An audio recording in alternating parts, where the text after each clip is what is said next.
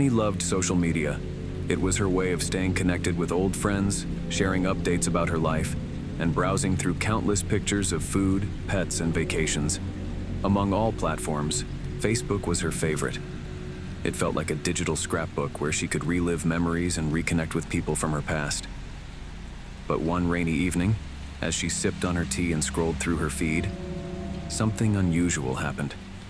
A friend request popped up. The name read, Mark Willows.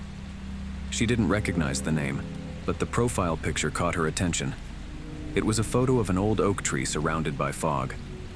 Something about it felt unsettling. Curious, Jenny clicked on the profile. There wasn't much information. No photos, no posts, and only one mutual friend. Her best friend, Claire. She hesitated for a moment, but then shrugged.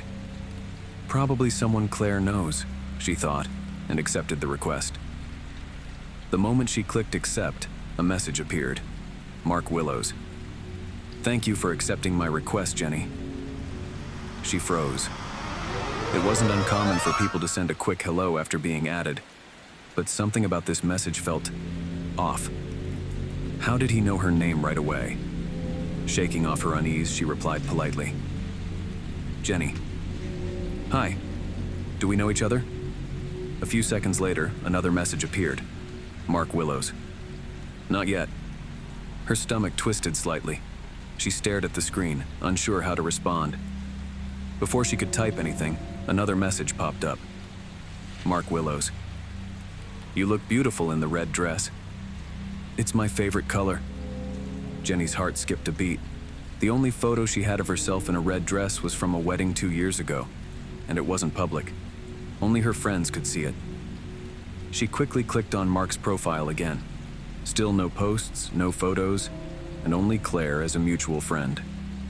She decided to message Claire. Jenny. Hey, do you know someone named Mark Willows? He sent me a friend request and said he knows you. Claire didn't reply immediately, which was unusual. Jenny felt a pang of anxiety. She looked back at her conversation with Mark. Another message had appeared. Mark Willows. You should lock your doors, Jenny.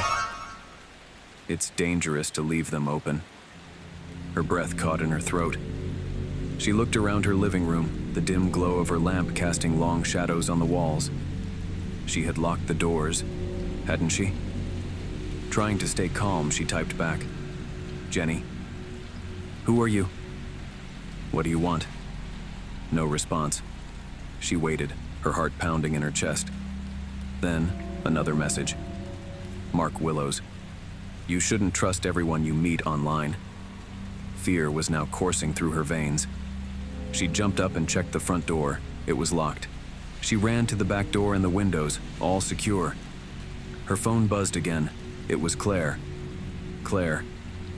I don't know anyone named Mark Willows. Delete him now.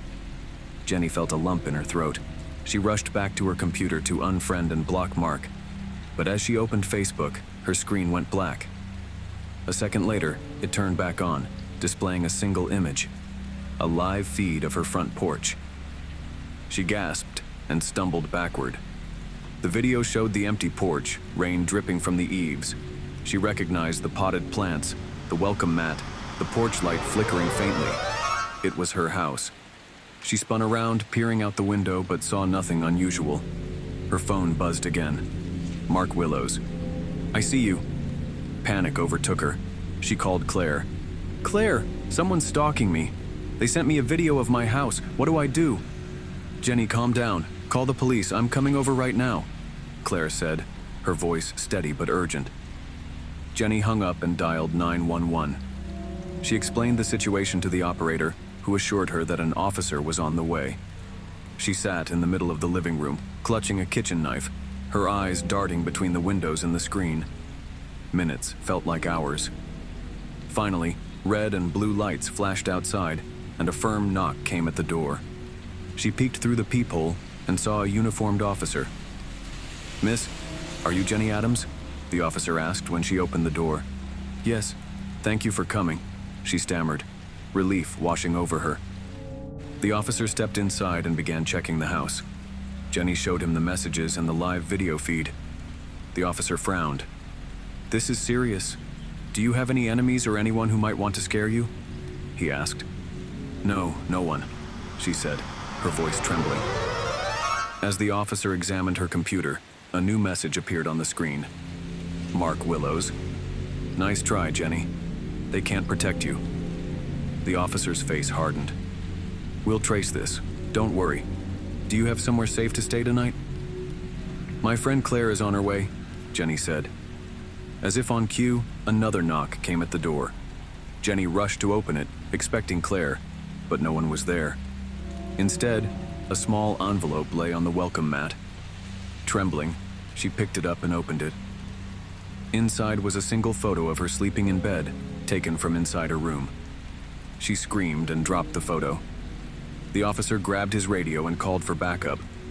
Over the next few hours, more officers arrived.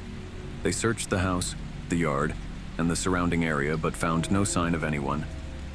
Jenny stayed with Claire that night, but she couldn't sleep. Every creak of the house, every shadow sent her heart racing.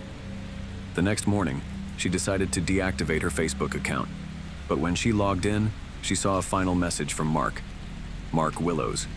You can't hide forever." She deleted her account, changed her locks, and installed security cameras. Weeks passed without incident, but the paranoia never left her. Every time she heard a knock at the door or her phone buzzed, her heart would race. Months later, she moved to a new city, hoping to leave the nightmare behind. But sometimes, late at night, she'd receive anonymous messages on her phone. Short, cryptic texts that made her blood run cold. Unknown number. "I still see you.